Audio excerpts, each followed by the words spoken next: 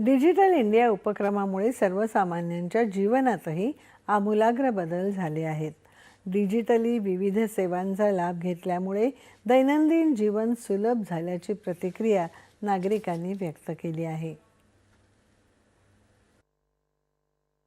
केंद्र शासनाची जी प्राथमिक विविध कार्यकारी सहकारी संस्थांसाठी संगणकीकरण ही योजना जी आलेली आहे, तर ही योजना म्हणजे ग्रामपातळीवरती आमूलाग्र बदल करणारी एक प्रकारचं सहकारातलं ह्याला एक रिव्होल्यूशन म्हटलं तर वावगं ठरणार नाही. कारण संगणकीकरणामुळे आतापर्यंत जी लेखा पद्धती होती, तर ती सगळी मॅन्युअली होती आणि पूर्ण भारतभर प्रत्येक राज्या-राज्यांमध्ये वेगवेगळ्या स्वरूपाची लेखांकन पद्धती होती. ती पूर्ण भारतभर एकाच पद्धतीची लेखांकन पद्धती आणि ती पण ऑनलाईन ई-आर-पी सॉफ्टवेअरद्वारे हे संगणकीकरण करण्यात आलेलं आहे. यामुळे शेतकऱ्यांना जलद कर्ज मिळण्यास मदत होणार आहे. 1 वर्षापूर्वी मुलीला ब्लड कॅन्सर या आजाराने ती ग्रस्त होती.